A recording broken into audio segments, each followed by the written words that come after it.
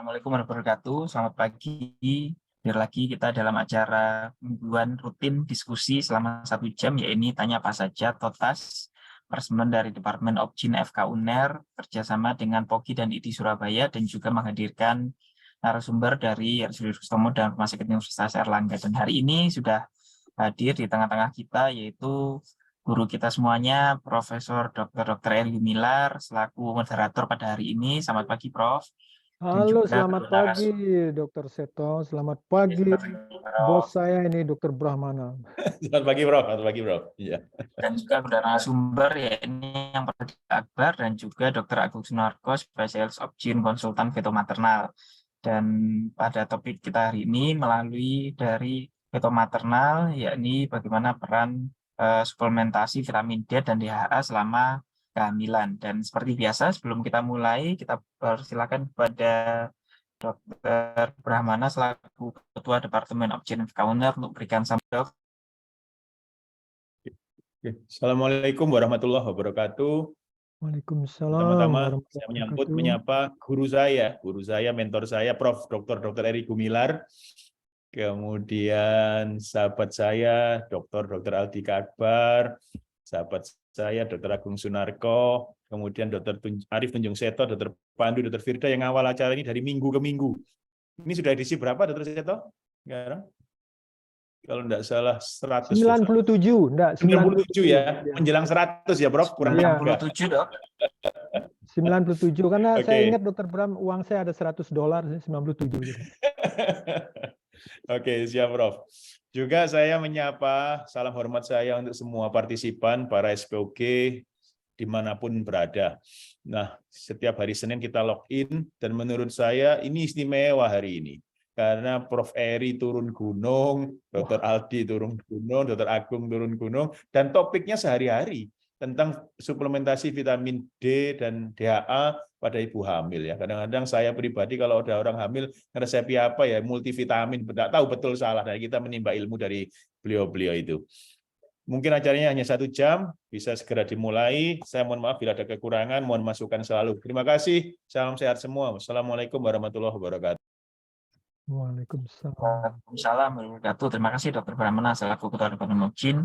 Dan seperti biasa kami persilakan kepada seluruh peserta bila mana ingin bertanya bisa mengajukan pertanyaan di fitur Q&A atau melalui kolom chat, atau lebih baik lagi nanti bisa ingin berdiskusi langsung dengan kedua narasumber maupun moderatornya, ya ini nanti bisa raise hand dan sehingga nanti bisa kita tampilkan secara live. Nanti seperti biasa Prof, mungkin nanti akan ada paparan sekilas baik dari Dr. Aldi maupun Dr. Agung mengenai topik kita hari ini. Untuk meriskat waktu, segera kami serahkan acara kepada moderator. Silakan, Prof.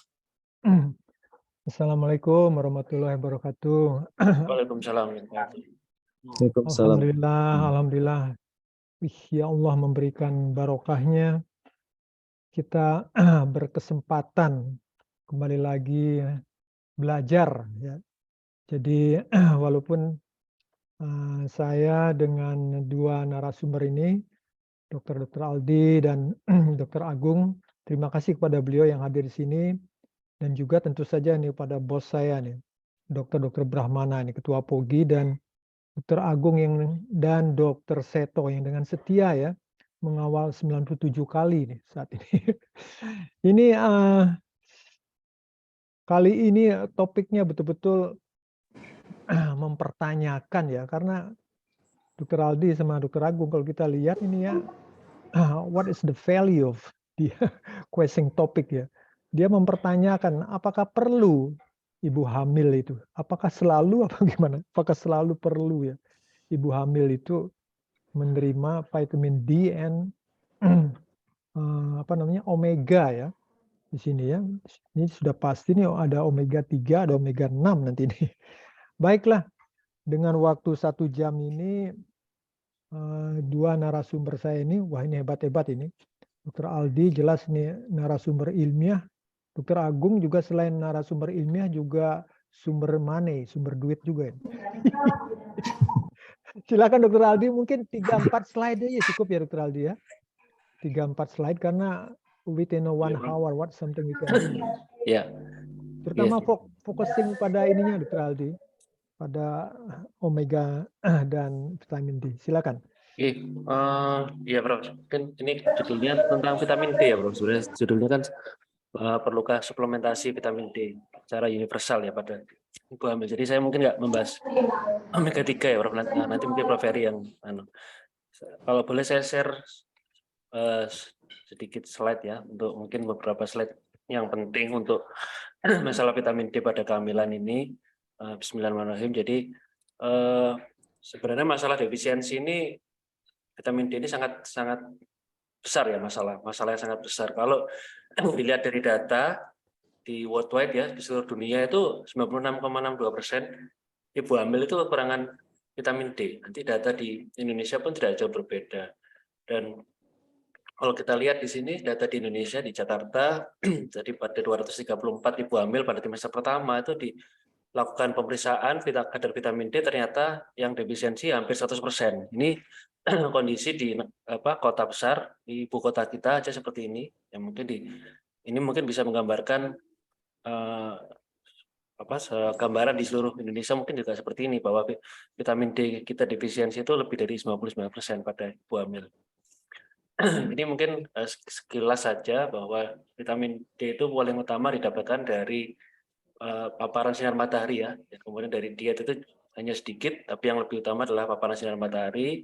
Dari vitamin D, D3 terutama nanti akan dirubah di liver menjadi 25 OH vitamin D, kemudian di ginjal dirubah lagi menjadi 1,125 OHD. Nah, ini mungkin sekedar singkat aja bahwa di plasenta ternyata juga berperan penting, bahwa vitamin plasenta itu juga mempunyai kontrol terhadap vitamin D melalui 1-alfa hidroksilase. Dengan dia memiliki efek dengan vitamin D yang cukup, maka itu akan sangat berperan pada implantasi, desidualisasi maupun angiogenesis yang adekuat. Nanti ini makanya kenapa penyakit-penyakit plasental itu akan muncul pada defisiensi vitamin D. Kalau kita lihat efeknya sangat banyak sekali vitamin D, sangat banyak di semua organ ya, mulai kalsium homeostasis, kesehatan tulang, otot ya, pengaturan tekanan darah, sampai imunologi, sampai peran plasenta tadi juga sangat dipengaruhi oleh kadar vitamin D yang adekuat. Ini berapa kriteria, jadi ada banyak perbedaan untuk kriteria defisiensi vitamin D. Kalau kita lihat di IOM itu dikatakan cukup itu kalau 20 nanogram per mililiter, tapi yang referensi lain dikatakan cukup kalau 30 nanogram per mililiter. Jadi sebenarnya kalau kurang dari 20 ini sudah mulai terjadi masalah pada tulang maupun pada masalah lain ya. Tapi kalau kurang dari 10 ini yang paling sudah berat, defisiensi berat.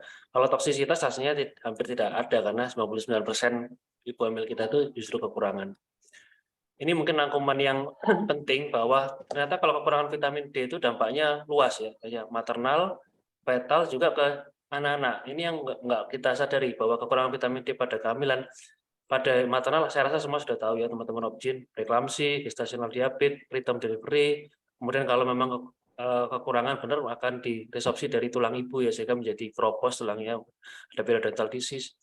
Pada bayi jelas ada low birth weight ini, kemudian sampai IUF di kedimut. Tapi ini yang sebelah kanan ini yang mungkin kita belum banyak mengetahui, bahwa dampaknya jangka panjang, bahwa ada gangguan pertumbuhan, penyakit-penyakit asma, penyakit-penyakit alergi itu muncul semua, bahkan sampai ke ADHD, autism spectrum disorder, DLT itu memang meningkat pada anak-anak yang ibunya dulu pada saat hamil dan menyusui itu kekurangan vitamin D, sampai ke arah tipe 1 diabetes dan schizofren ke depannya.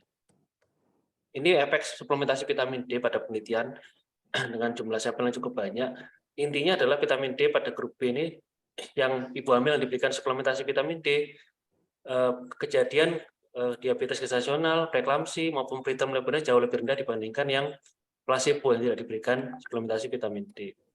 Dari Cochrane juga sama, bahwa vitamin D itu suplementasinya akan menurunkan risiko preeklamsi, risiko gestasional diabetes, low birth weight, preterm birth, sama HPP yang berat. Ini yang terbaru 2019 dari Cochrane. Cochrane sudah mengeluarkan tiga tulisan mengenai suplementasi vitamin D. Ini yang terbaru. Dan untuk konsensusnya beda-beda, Prof. Sejauh sekalian, untuk kapan dikatakan defisiensi itu beda-beda semua. apa yang dikatakan cukup juga berbeda ya. Tapi rata-rata menggunakan sekitar 50 ya untuk dikatakan cukup kebutuhannya. Dan diet yang disarankan itu antara sekitar 400 sampai 600 suplementasi yang disarankan. Ini dari IOM juga sama. IOM itu minimal 600 ya per hari. 600 unit per hari itu yang disarankan. Nah, masalahnya rata-rata di multivitamin kehamilan itu cuma nggak sampai 600 sebenarnya dosis kadar vitamin D. Ini mungkin terakhir Prof dari ACOK ya, sebenarnya tidak perlu universal. Kalau ACOK itu hanya orang-orang yang punya risiko tinggi saja yang diperiksa kadar vitamin D-nya, dan nanti kalau memang ada defisiensi diberikan 1000 sampai 2000. Namun ini bertentangan dengan beberapa panduan lain seperti RCOG Kanada, saya lupa satu lagi mana itu, yang mereka universal. Jadi mereka sudah melakukan pemeriksaan untuk dan suplementasi secara universal karena dasar-dasar tadi evidence yang ada. Oke, mungkin itu Prof, sekilas Prof, tapi semoga bisa membuka wawasan untuk kita semua. Terima kasih Prof. Terima kasih Dr. Aldi, terima kasih. Mungkin Dr. Agung bisa memberikan ya small illustration mengenai tadi Dr. Aldi vitamin D. Wah, nanti akan membuka ini wawasan kita. Silakan Dr. Agung, mungkin dengan DHA. Siap, terima kasih Prof. Terima kasih sebelumnya juga kepada Mogi Surabaya dan panitia Ini yang dari sudah memberikan kesempatan. Presentasinya dari mana Dr. Agung? Kok saya lihat ini sepertinya di luar angkasa ini ya? Saya di kantor Prof. Saya di kantor. Ya, baik, silakan. Oke. Kalau tadi Dr. Ardi sudah menjelaskan secara dalam, kalau saya mungkin lebih ke sehari-hari aja, Prof. Saya lebih menyoroti tentang benar perlukah suplementasi vitamin D dan DHA pada semua ibu hamil. Kamus Besar Bahasa Indonesia itu menyatakan bahwa suplemen itu artinya menambahkan atau penambahan. Nah, dari ACOG, terus ternyata Kemenkes juga menyatakan pattern atau pola dari diet pada saat hamil itu ternyata jauh lebih penting. Artinya apa yang dikonsumsi, makanan yang dimakan berupa karbohidrat, sayur, vitamin, whey product, fortification food itu jauh lebih penting. Terus kebutuhan kalorinya harus disesuaikan. Kenapa? Nggak boleh terlalu banyak karbo, terus lemaknya dibatasi, dan konsumsi zat besi itu yang paling direkomendasikan dari awal.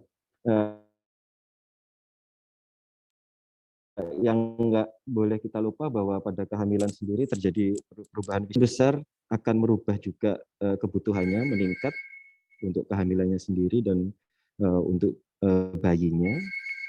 Otomatis juga merubah fisiologi di saluran cerna, hati, dan terutama ginjal. Seperti sudah dijelaskan sama Dr. Aldi tadi, bahwa vitamin D 90% itu dari sinar matahari, 10%-nya bisa dari ingestion food, tapi proses regulasi atau perubahannya murni dari tubuh perempuan itu sendiri.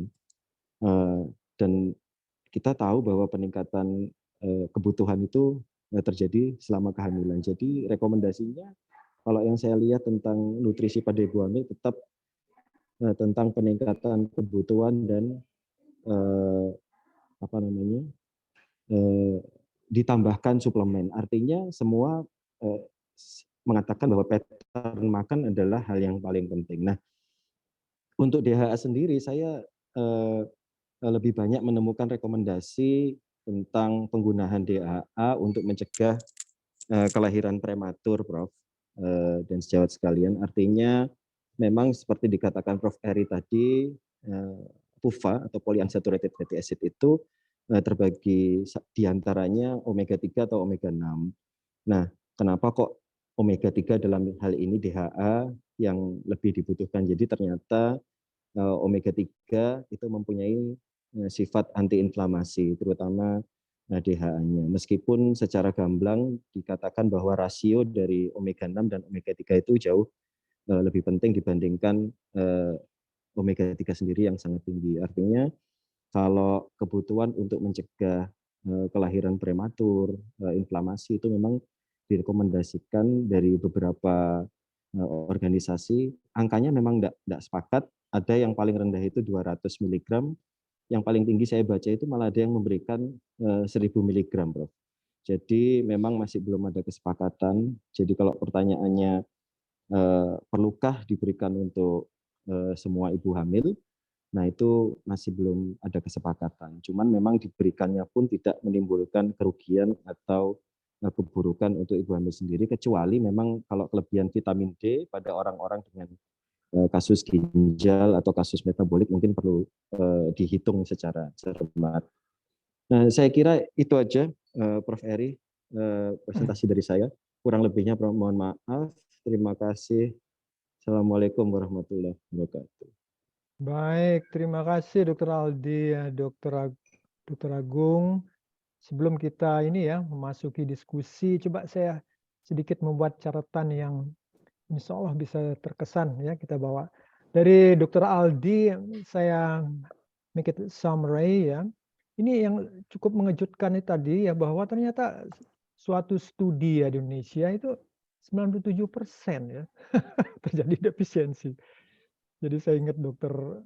Sitorusmi ya, waktu disertasinya doktor, itu ada beberapa memang seperti itu ya. Ini kalau ini 97%. Kemudian yang kedua ya, bahwa kebutuhan vitamin D ya. Jadi tolong nanti diingat para koleha itu terutama pada ibu hamilnya, kemudian pada sisi komponen janin ya. Komponen janin itu kan plasenta, tali pusat. Nah, tadi penekanannya dari Dr. Aldi itu pada plasenta, bagus sekali ya. Jadi kita diingatkan bahwa implantasi ya dengan desidualisasi, disitulah vitamin D itu betul-betul termasuk itu ya imunologinya ya Dr. Aldi ya. Jadi when started by very early trimester, within first trimester ya. Nah, jadi di sini penting sekali. Kemudian yang ketiga ya, kebutuhannya tadi ya Pak Aldi ya, if any trouble, kalau ini apa tadi satu organisasi mengingatkan batasnya minimal yang normal itu adalah 50 nanogram per mililiter, sehingga harus diberikan 600 mg ya. Tapi kalau dari ACOG cukup tinggi ya saya lihat ya, sampai berapa itu 1000 ya miligram ya.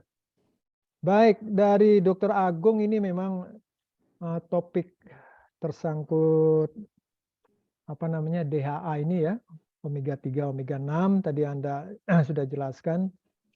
Memang kedua-duanya itu Dr. Agung jangan lupa omega 3 dan omega 6 itu adalah suatu esensial fatty acid. Artinya tubuh kita tidak bisa membentuk itu.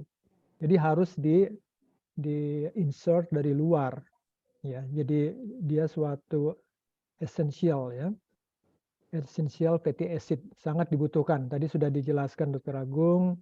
Yang omega 6 itu adalah yang pro-inflammation ya, yang omega 3 itu adalah anti-inflammation. Jadi omega 6 itu contohnya arachidonic ya, itu sering itu. Kalau kita dulu kuliah biokimia dari Prof Purnomo itu, aduh ya Allah itu guru kita yang luar biasa. Kalau beliau ngasih lecturing itu saya menikmati betul itu. Jadi arachidonic. Jadi kenapa kok disebut apa namanya? PUFA ya, jadi stand for polyunsaturated fatty acid, itu karena pada nomor atomnya itu ada double bind. Jadi tadi omega 3 pada atom nomor 3, omega 6 pada atom nomor 6. Nah, juga itu keduanya memang secara filosofi dibutuhkan dia. Walaupun terkesan pro-inflammation, jadi bisa merusak badan ini. Memang betul pada chronic disease ya. Tapi kalau pada yang acute, nah ini sekali lagi nih, Prof. Purnomo dulu menjelaskan, itu sel-sel imun kita seperti NK cell, kemudian makrofag, itu caranya membunuh mikroorganisme, dia di dalamnya itu ada itu, disenjatai apa namanya omega 6, disitulah dia. Tetapi Dr. Agung tadi saya lihat bagus sekali slide-nya yang terakhir itu ada suatu badan yang merekomendasi bahwa keduanya dibutuhkan, tetapi butuh suatu ratio. Nah, ratio ini yang dikejar terus. Rasio yang berapa yang optimal? Keduanya dibutuhkan itu. Rasio yang berapa? Kalau logically harusnya itu yang omega 6 lebih rendah dari omega 3. Tapi rasio berapa itu? Baik, saatnya kita buka diskusi, kita belajar juga dari para ini koleha yang sedang mengikuti. Dr. Seto, saya boleh tahu berapa ini listener kita hari ini? Mungkin ada 200.000 mungkin pada Iya, datang ke sini semua ya. betul Prof. 200, cuman ribunya ketinggalan. Jadi masih 200. Jadi Mungkin kayaknya ya menuju ke sana. sedang macul. Tolong saya dibantu Dr. Seto. Ini kan mungkin kalau ada yang langsung angkat tangan, raise hand, kita senang sekali tuh. Mudah-mudahan ada yang dari daerah timur ya, kayak Dr. Almira atau temanmu siapa Seto yang di barat itu, yang satu lifting yang dulu ngajari kita. Dokter Yuni, Prof. Bukan, yang laki-laki, yang tari Aceh Oh, dulu. Dokter Galaran. Oh, Dokter Dokter Rosiana. Slamet, ya mudah-mudahan Dokter Slamet mendengarkan ini. Jadi dari Selamat. timur sampai ke barat. Dokter Slamet temanmu ya, Dokter Agung? Satu classmate ya? Bukan Prof, jauh di atas Prof, sama Dokter Maya. Oh iya. Dokter Maya masih atasnya lagi. Maya yang mana? Maya ada 3 Maya, itu. Maya Madiun Prof, Maya Maya Madiun. Purwaningtyas. Tolong Dokter Seto, mungkin ada yang di catatan ini dibacakan ya langsung. Aduh, saya mencari di sini raise hand atau chat, berapa nih chat yang Iya, Prof. masuk? Ini ada satu pertanyaan. Ini izinkan saya bacakan. Oke. Dari Dokter Intan Renata, ini beliau bertanya, bagaimana dengan pemberian obat vitamin D dan DHA yang sudah ada dalam satu obat vitamin? Jadi tidak terpisah obat sendiri. Mungkin ini terkait dengan, misalnya tadi kalau Dokter Aldi maupun Dokter Agung berbicara dengan 2 kasus atau 2 dosis yang berbeda, tapi kalau sudah dijadikan satu, bagaimana ini? Atau mungkin terkait dosisnya atau cara minumnya? Oke, terima kasih, Prof. Baik, iya. Mungkin Dokter Aldi coba dibedah dulu ya, obat-obat yang kita gunakan sehari-hari, kemudian juga who are they ya, pregnant woman itu apakah semuanya memang harus demikian ya? Coba dibedah dulu Dokter Aldi, karena ini penting sekali kan. Iya, Prof. Kita ini diserbu oleh pemasaran, yuk kasih begini, berapa komposisinya nggak Iya, ngerti. iya. Silakan. Iya, Prof. Terima kasih, Prof. Jadi memang problemnya pada yang obat-obat multivitamin ya. Saya nggak tahu semua, nggak hafal semua ya, Prof. Untuk kandungan. Tapi yang biasa-biasa saya pakai, saya perhatikan itu memang ada yang nggak ada sama sekali. Tapi yang rata-rata 400 maksimal itu, Prof. Jadi cuma 400 unit. Nah, ada juga banyak juga yang di bawah Dokter Aldi, 400. ada Ya, Prof. nano, ada miligram itu. Coba yang biasanya Yang unit, mereka, Prof. ya.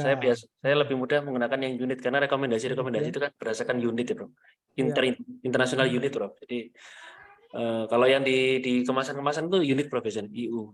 Jadi bahkan multivitamin kehamilan yang sangat populer yang dari Australia itu, karena itu kalau saya lihat itu juga enggak ada vitamin D-nya ternyata. Yang ibu-ibu moms itu ibu-ibu sering pakai itu enggak ada ternyata kandungan vitamin D. Jadi mesti kita tambahkan. Nah, sebenarnya saya termasuk yang berpandangan ya, Prof, bahwa universal supplementation vitamin D itu wajib kalau menurut saya pribadi ya, Prof. Karena berdasarkan Wajib, ya.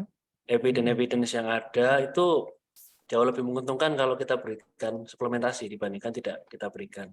Apalagi kalau kita lihat kondisi di kita ya, Prof, preeklamsinya masih tinggi, HPP masih tinggi. Sekarang Baik. di Rumah Sakit UNER, Prof Heri tahu sendiri ya, diabetesnya itu diabetesnya 80% ke diabetes dengan obesitas. Nah, itu Ya. itu kan sebenarnya juga permasalahan dari nutrisi juga ya. Salah satunya vitamin D. Nah, mungkin kalau saya pribadi memang perlu. Jadi mungkin harus ditambahkan ya vitamin D itu, karena kalau dari vitamin-vitamin yang multivitamin itu masih kurang. Tapi saya nggak tahu, mungkin kalau nanti mesti kita cek satu-satu ya, Prof ya. Tapi kalau yang rata-rata yang saya lihat itu nggak sampai 600 kan, yang disarankan sebenarnya 600 kalau dari IOM itu 600 unit Baik. per Oke. harinya. Ya. Terima kasih. Dokter Agung, tadi dari Dokter Aldi eksplanasinya bagus sekali. Coba mungkin perlu dibedah juga ya, BPJS kita ini loh, memproviding apa ini, sulfaspirosus, kemudian kalak, karena bilang, kadang-kadang ini Prof Dikman sama Prof Lila bilang apa itu kalak. Jadi coba mungkin ada informasinya yang diberikan kepada ya kan pasien-pasien kita, terutama daily life in the morning itu kan mereka itu. Ada nggak itu vitamin D-nya? Mungkin Dokter Agung sempat melihat itu. Gimana Dokter Agung? Atau juga Ya. sekalian ininya, apa namanya, DHA-nya ini. Siap. Nah, terima kasih Prof. Terima kasih pertanyaannya. Ya, saya setuju sama penjelasannya Dr. Aldi. Kebetulan Prof, tapi saya baru mulai ini. Jadi pasien-pasien trimester 1 dan trimester 2 yang datang ke RSPAL, kebetulan saya periksakan kalsidiol dan kalsium. Level kalsium dan kalsidiolnya di 12 sampai 14 minggu, kami ulang di 18 sampai 24 minggu. Itu Memang penelitian ya, Dr. Agung?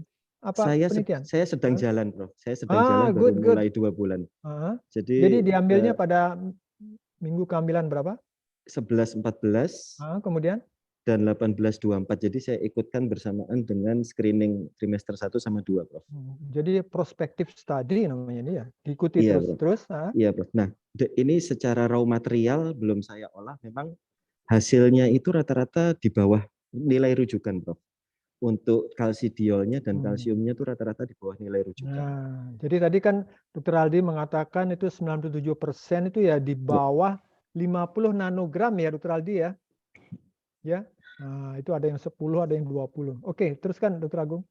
Iya, memang saya dalam hal ini belum melakukan intervensi. Saya ingin amati, Prof, nanti endingnya seperti apa dulu. Oke. Nanti kalau memang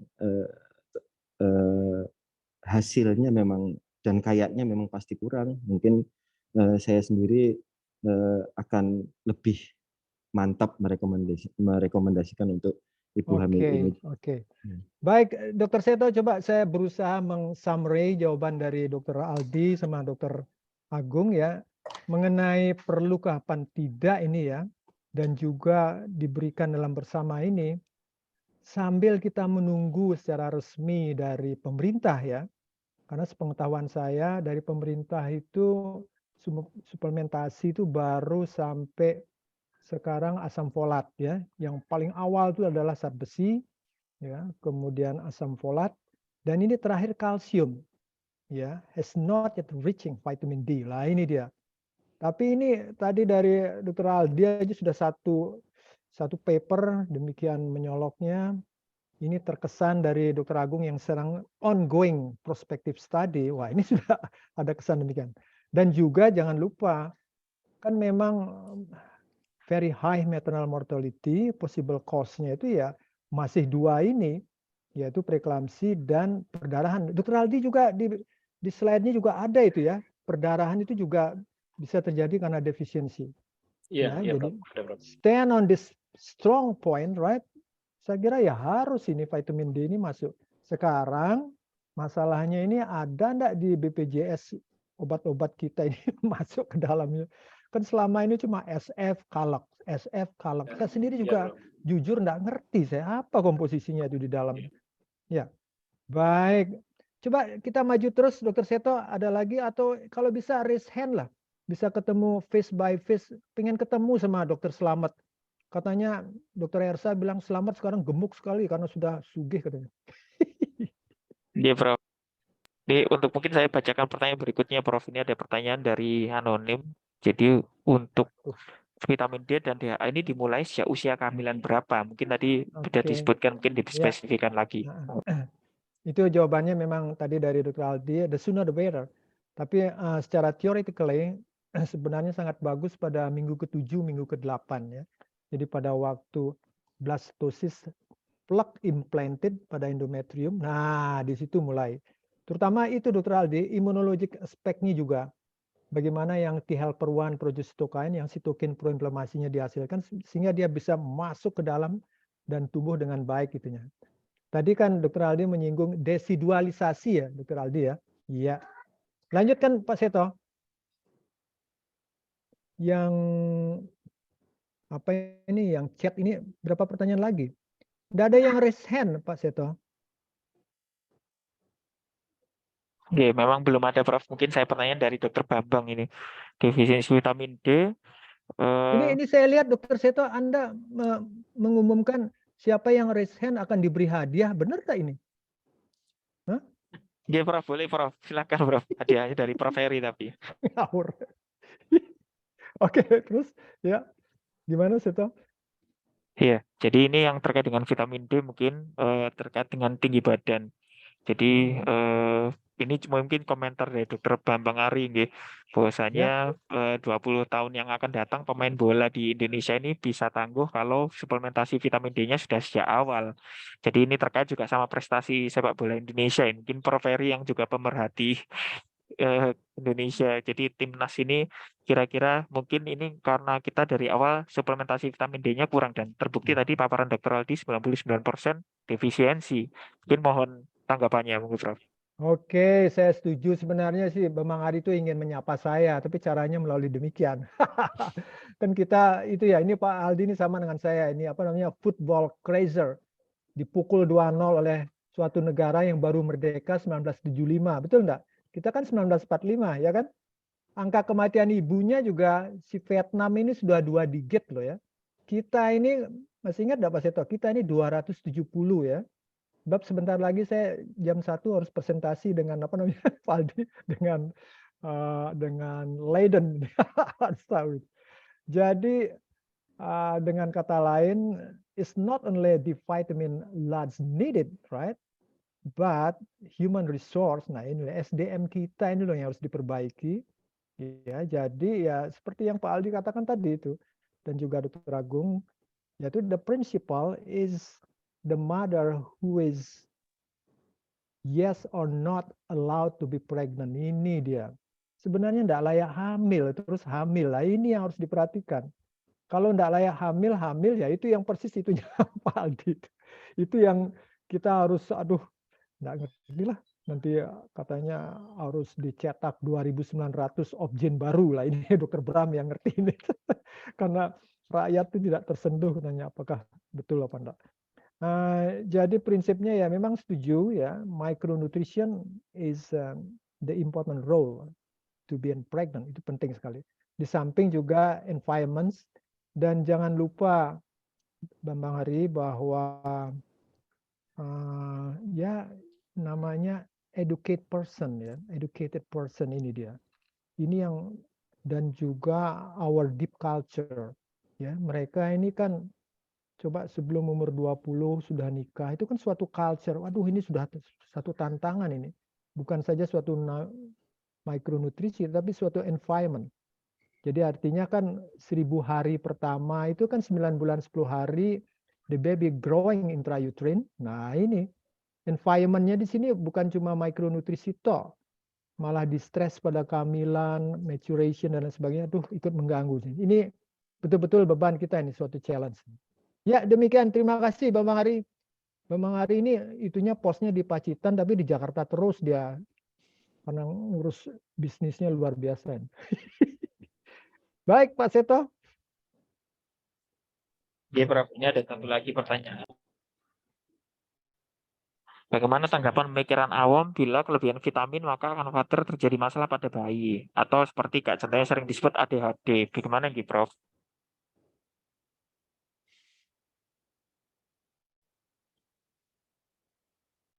Dokter Aldi, ini kelebihan katanya. Kalau kelebihan ini gimana sih? Oh iya, Bro. Oke, jadi dari data-data yang ada ya di sistematik meta-analisis dan di Cochrane itu memang tidak ada sampai sekarang dengan dosis maksimal 4.000 ya, dengan dosis maksimal 4.000 per hari itu tidak ditemukan adanya kelainan kongenital, kemudian adanya masalah anomali pada janin sampai sejauh ini belum ada. Justru ADHD tadi apa tadi ya? ADHD dan apa tadi? Apa tadi Dokter Seto? Saya lupa pertanyaannya tadi. Itu Oh iya, kelainan. ADHD. Iya.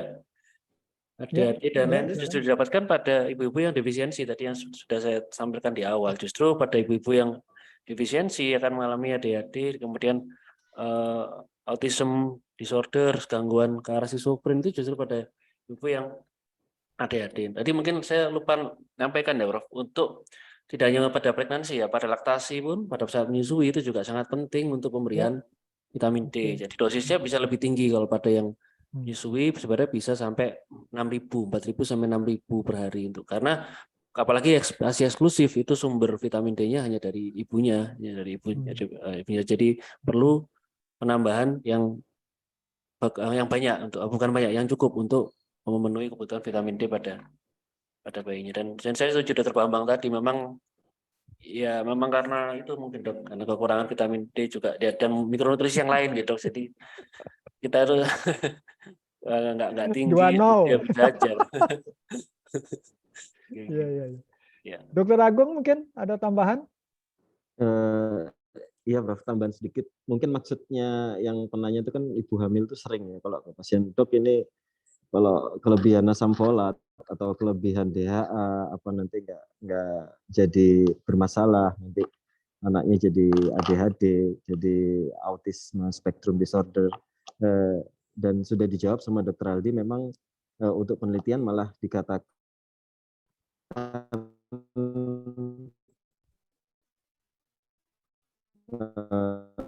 Suaranya hilang ya, suaranya hilang. Pak Seto, suaranya hilang. kalau defisiensi malah risiko menimbulkan ADHD atau Putus-putus, Prof. Nggak apa-apa. ya. Jadi kalau di paper itu coba kalau dibaca di konklusinya itu pasti ada kata-kata bahwa untuk ADHD dan autisme spectrum disorder tolong diperhatikan masalah stimulasi dan offspringnya. Artinya mereka tidak serta-merta menyingkirkan bahwa autisme spectrum disorder dan ADHD itu juga dipengaruhi oleh faktor genetik yang cukup kuat. Artinya nggak serta-merta karena kelebihan suplementasi terus jadi mengarah ke arah sana. Begitu, Prof. Oke, iya. Saya kira memang problem besar kita itu adalah pada defisiensi ya. Kalau sampai ini berlebihan itu tadi ada eksplanasinya Dr. Aldi pada metabolismenya ya. Jadi vitamin D3 itu kan begini kan, itu yang diutamakan ya, itu dengan bantuan sinar matahari di bawah kulit dalam suatu metabolisme ya akan dihasilkan vitamin D3. Tapi juga jangan lupa dia tidak bisa berdiri sendiri. Dia juga perlu kalsium, magnesium, dan pada wanita ini estrogen. Jadi absorpsinya di usus itu, di situ itunya perannya. Dan juga satu lagi jadi magnesium, kalsium, ya. Malah sekarang mineral ini juga diperhitungkan. Jadi tidak ada berdiri sendiri itu, begitu maksudnya. Kemudian juga Dr. Aldi ini saya baru di Banjarmasin ini dengan Prof. Mose dan Prof. Bowo ya. Ini temuan ya mengenai vitamin D itu untuk kasus-kasus COVID-19 ini. Jadi dengan dosis yang tinggi vitamin D sampai 10.000 unit kali. Itu membantu untuk menghilangkan problem obliterasi dan obstruktif pada vaskular ibu. Kan jadi si COVID-19 ini tidak saja pada sel alveoli ya, tapi juga pada cardiac dan vascular system. Itu dipakai di sana itu teman-teman ya sudah untuk kasus COVID ini. Oke, ini saya melihat Pak Seto ini ada Dr. Azhari raise hand ini. Azhari ini sebentar dari mana ini? Atau yang ada di Padang ini ya? Azhari. Baik, silakan Dr. Azhari. Oh, udah dapat apa di gambaran nih ya? Itu enaknya. Monggo Dr. Azhari. Bila dia terpencet. Mungkin Dr. Firde bisa dikonfirmasi dulu ya, Jengge. Silakan. Iya, jadi saya bacakan pertanyaan yang lain dulu, Prof. Jadi ini masih ada beberapa pertanyaan. Bahwasanya saat kita memberikan suplemen vitamin D, perlukah juga kita memberikan suplemen kalsium? Nah, ini bagus ini pertanyaan, Pak. Tadi sudah disinggung sedikit kan? Ya, jadi mungkin nanti diulang. Nanti sekaligus saya gabung jawabannya dengan gabung pertanyaannya dengan pada saat ANC, bagaimana kita tahu tanda dan gejala ibu hamil yang mengarah pada defisiensi vitamin D. Apakah pada usia kehamilan tertentu bisa kita kaji kekurangannya ini atau tanda dan gejala? Monggo. Baik, mungkin sedikit tadi ya sudah saya singgung bahwa vitamin D itu tidak bisa berdiri sendiri ya. Harus ada temannya di situ. Kalsium, magnesium, ya, terutama pada absorpsinya itu, dan juga hormon dari paratiroid. Ya, sebab dia kan tadi sama Dr. Aldi dia ke ginjal, tetapi juga glandula apa namanya yang ada di tiroid, paratiroid itu juga ikut terlibat di sini. Kemudian yang kedua, nah ini kalau ini Pak Aldi ini pertanyaannya, kalau sudah bagaimana mendeteksi ini bahwa kekurangan vitamin D? Wah, ini sudah susah ini much better we talk about the prevention ya. Tapi kalau sudah terjadi, ya mungkin ya IUGR dulu. Nah, IUGR-nya ini yang harus terus dianalisa.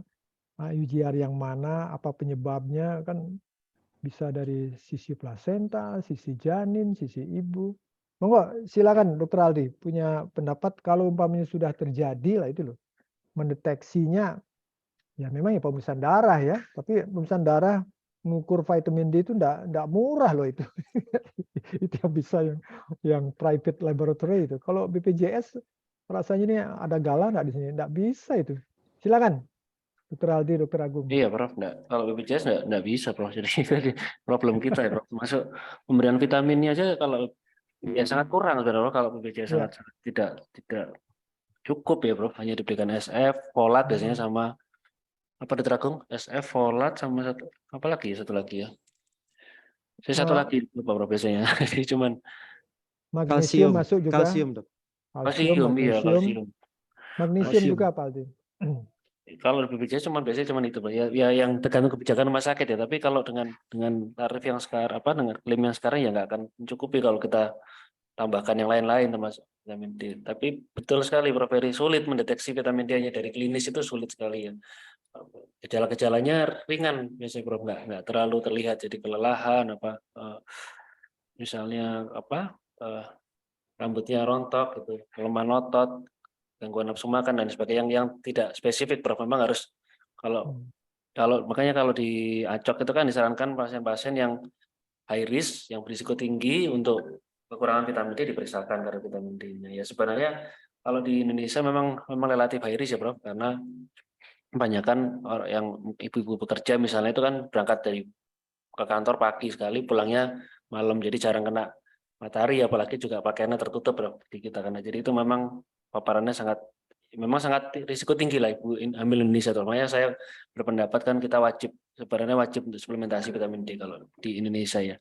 Terus yang kedua tadi, Prof, apakah harus ya? Jadi betul Prof Heri tadi saling melengkapi ya, Prof. Jadi kalau kalsium diberikan tanpa vitamin D tidak bisa diabsorpsi nanti untuk di usus. Jadi memang harus sama-sama dibutuhkan. Jadi mereka berdua ini saling, dan juga di dalam darah kan saling mengontrol ya, Prof, kadarnya itu. Jadi vitamin D juga mengontrol kadar kalsium dan sebaliknya itu. Jadi sangat penting keduanya gitu. Mungkin gitu, Prof. Dr. Agung mungkin, Prof. Silakan Dr. Agung. Terima kasih, Ada Prof. tambahan? Saya kira enggak, Prof. Saya kira sudah cukup ya, dari sedikit yang sudah saya screening itu aja sudah kelihatan kurang. Jadi lebih baik sih kalau menurut saya dikasih ya. Kalsiumnya rendah, kastridiolnya rendah juga, merah semua raportnya, Prof. Jadi lebih baik mungkin disuplementasi sejak awal. Ya. Jadi untuk sejawat ini sebenarnya kita hargai ini pertanyaan ini ya. Kita kembali yang biasa saja dulu ya, sebagai dokter ini. Jadi saya ingat ke Prof Lila ini. We should to be a professional. Harus profesional dulu. Profesional itu berhadapan dengan pasien bukan langsung di USG. Bisa dianalisa dengan anamnesa dulu. Jadi melihat tanpa menyentuh pasiennya aja itu penting sekali itu. Misalnya apa yang kita bisa peroleh? Kesannya, waduh ini kalau BMI-nya kurang dari 19, itu sudah bisa kelihatan itu. Ini mesti ada something wrong in her body. Ya termasuk tadi presentasinya Dr. Aldi. Itu kita cuma melihat saja. Kemudian bertanya anamnesa. Wih, dari anamnesa ini banyak yang bisa kita peroleh ya. Dengan kesabaran, kejujuran, transparan, banyak yang kita peroleh. Misalnya ibunya dulu preeklamsi apa enggak? Oh iya, tekanan darahnya tinggi dulu waktu mama saya. Wah, dari sini sudah itu odd ratio-nya 5.2. Nah, ini sudah perlu, ini sudah vitamin D ya. Tadi preeklamsi tadi dijelaskan dari apa namanya itu? Salah satu ininya adalah selain ibu obes dan nah jadi yang ini aja dulu lah ya. Yang kita yang normalize dulu. Ini sudah banyak lah bisa menyerap. Nah, kemudian baru yang di luar itu, ya, yang di luar itu misalnya tetap masih anamnesa, ya, dia 2 kali, 3 kali keguguran. Lah ini recurrent pregnancy loss. Ya, kalau tadi Dr. Aldi vitamin D pada apa namanya implantations and decidualization. Nah, ini dia. Ya, nggak akan bisa sampai 20 minggu, mungkin baru sampai di 89 sudah spontaneous abortion.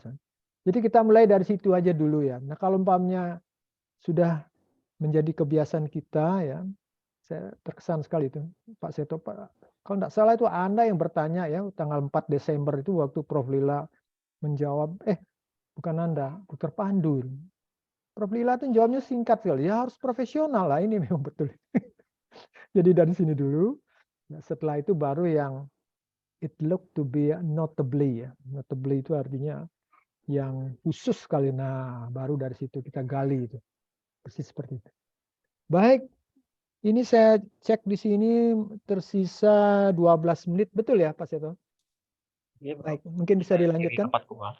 Oke, ini ada pertanyaan dari Dr. Dina Fitriana, spesialis subjin, bertanya mengenai suplementasi sulfasferosus atau zat besi, sejak kapan? Mungkin tadi sudah ditanya, dia dijawab. Zat Kemudian besi terkait, ya. ya, Ini sulfasferosus topiknya dan zat vitamin besi. D sama ini ya, sama DHA ini. Oke, Ya, monggo nanti bisa ditambahkan, Prof. kita Mungkin dapat sekalian. honor lebih nih sedikit nih Pak Agung, Pak Aldi. Oke, oke, Prof. Jadi kemudian terkait dengan konsumsi teh yang disinyalir dapat menghambat penyerapan zat besi. Apakah ada rekomendasi untuk konsumsi bahan makanan pencegah defisiensi kalsium serta D3? Oke, monggo, Prof. Baik, zat besi, monggo silakan. Pak Aldi apa Pak Agung? Ragung, Jadi ragung kita dulu Prof, ingat gantian. sebenarnya veroptosis ini, ingat ini. Iya. Pak Agung gimana zat besi? Eh, Kita juga Kalau memang ini zat besi ini jadi problem ya. Pemerintah Iya, Prof. itu pertama kali suplementasinya adalah zat besi. Kemudian terus apa namanya asam folat, terus yang terakhir ini kalsium. Jadi anemia ya. Dan baik silakan. ya Prof, kalau eh, WHO sendiri, ACOG, saya rasa Kemenkes juga ya. Jadi kalau kebutuhan zat besi itu kalau dihitung-hitung nanti puncak-puncaknya di atas 20 minggu saat penambahan plasmanya makin banyak itu kalau dihitung-hitung sekitar 27 mg esensial Fe. Ya, 30 Kalau ya. ya akhirnya direkomendasikan oleh WHO, ACOG juga merekomendasikan 30 sampai 60, bahkan dilanjutkan sampai usia menyusui, Prof. Karena 50 sampai 60% di dunia perempuan kekurangan Fe. Demikian, Prof. Ya, ya. Baik, mungkin saya tambahkan sedikit lagi di sini. Ini problem klasik ini memang zat besi ini, problem klasik ya, anemia itu. Dan sekarang dengan perkembangan ini ada namanya, jadi kan begini ya, kalau mengenai anemia problem dari zat besi itu mesti defisiensi Fe, mesti itu focusingnya ya. Jadi itu terang ke nutrisi. Nah sekarang ada hal yang baru ini, yang dulu masih zaman saya, mungkin Dr. Aldi, Dr. Agung nggak ngalami, masih kuliah dulu ya. Itu adalah ankylostomiasis misalnya ya. Sekarang sudah tidak ada, tetapi muncul namanya re-emerging yang dulu tidak ada muncul lagi. Dan yang mengejutkan waktu beberapa bulan yang lalu apa namanya Zoom dengan Oita University ini ada Yusuf di sini. Ternyata orang luar negeri yang lebih tahu mengenai keadaan kita. What is that? Helicobacter pylorica. Waduh, kita tidak tahu. Dan saya melihat presentasinya itu si Jepang itu membandingkan Indonesia, Vietnam, Thailand, kita yang paling tinggi. Jadi si ibu ini, Pak Aldi, Pak Agung, sebelum hamil itu memang sudah selalu mengeluh mual itu. Begitu hamil tambah keras. Ternyata infeksi pada lambungnya, di situ gangguan penyerapan F itu terganggu. Jadi Helicobacter pylorica ini sekarang teman-teman di apa namanya di gastrointestinal interna, siapa namanya Seto yang Rektor 4 ini itu sekarang rajin lakukan endoskopi, dia sedang meneliti ini. Baik, mungkin bisa ditambahkan dan juga jangan lupa Pak Aldi, kita punya talasemia juga ini dengan SF gini, ya. Sebab daerah kita ini termasuk thalamic belt. Thalamic belt itu dilalui oleh garis talamus, terutama Tulungagung. Agung nih kayaknya dari Tulungagung ini kayaknya. Ya Gung, kamu keluarganya? Magelang, Prof. Hah? Oh, untung nggak masuk ya. Dan sama Padang itu, kalau saya lihat garis ini, garis talamik ini. Mungkin Pak Aldi atau lupus sendiri. Ada tambahan? Iya, Prof. Iya, Prof. Setuju, Prof. Jadi kalau dari diet itu untuk tadi ya, Prof, vitamin D, terutama vitamin D ya, Prof. Untuk diet itu agak susah untuk mengejar dari karena memang harus didapatkan dari paparan sinar matahari ya, Prof. Matahari.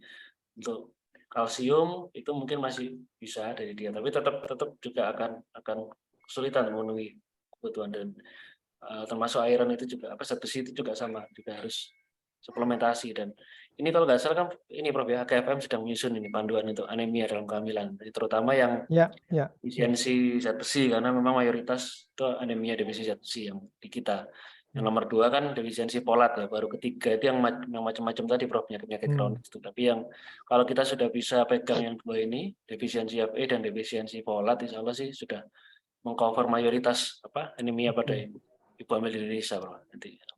Nanti akan kalau sudah keluar ya Prof panduannya, kita share nanti teman-teman semua. Iya, terima kasih. Kembali ke Dr. Seto. Masih ada beberapa? Sepertinya sudah ada pertanyaan, Prof. Mungkin bisa monggo masing-masing narasumber atau mungkin ada resume yang bisa disampaikan, Prof. Karena ini memang pas waktunya. Iya. Kalau ada satu pertanyaan nanti akan kami susulkan. Baik.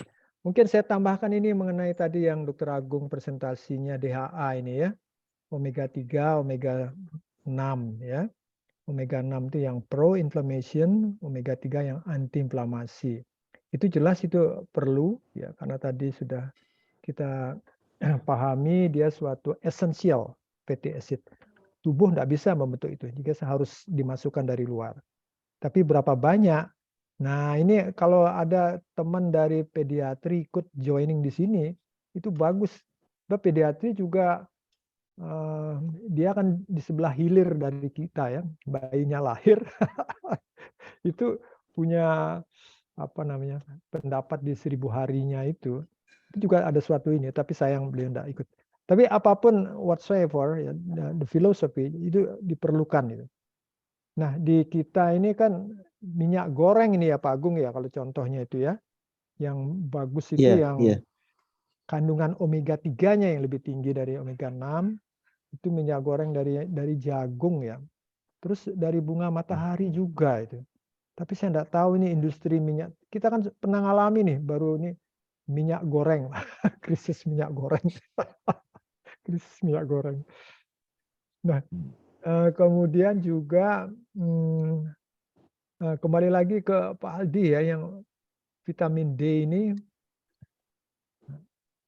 ini kan satu saya baca ya kembali dari Dr. Sito Resmi nih, kan fitomaternal dari Bandung itu ininya disertasinya itu sampelnya itu ini Pak Aldi, sampel yang kan beragama Islam, jadi kesehariannya itu memakai jilbab. Nah ini tertutupi semua ya. Terus itu satu, terus kedua ada ulasan ini Pak Aldi, climate change ini loh. Climate change ini di mana-mana ini. Jadi perubahan dari climate change itu kalau diterjemahkan jadinya weather pattern. Jadi the change of weather pattern. Jadi waduh kalau panas sekali, kalau dingin sekali. Makanya nanti saya mau cek di Leiden ini apakah temperaturnya jauh lebih tinggi. Di Taiwan sudah jelas itu. Tidak biasanya ini. Nah sekarang hubungannya dengan vitamin D ini. Nah analisanya mungkin Pak Aldi tambahkan, jangan-jangan di lapisan atmosfer itu sudah renggang ya, sehingga ini maksud saya itu radiasinya ini tambah ini lagi kita, tambah masalah besar itu ya. Jadi climate change ini menyebabkan temperatur tambah panas, yang panas tambah panas, yang hujannya neman sekali. Ini baru dapat berita di Lamongan habis semua itu tiang listrik gitu ya, listrik mati ini tadi subuh itu. Bagaimana Pak Aldi dengan climate change ini dengan vitamin D ini?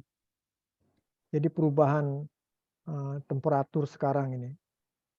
Ya itu saya belum tahu sih itu Bro. Tapi memang ketinggian daratan itu sangat berpengaruh Bro, kan dengan paparan sinar matahari ya Bro. Jadi semakin tinggi itu kan justru orang-orang yang tinggal di daratan tinggi itu kan paparan sinar mataharinya justru berkurang Bro. Jadi mereka juga yang risiko tinggi untuk mengalami defisiensi vitamin D. Jadi mungkin aja Bro, sangat mungkin climate change ini sangat mungkin untuk kan itu kan diramalkan sebagai the next pandemi Bro. Pandemi berikutnya itu kan karena climate change.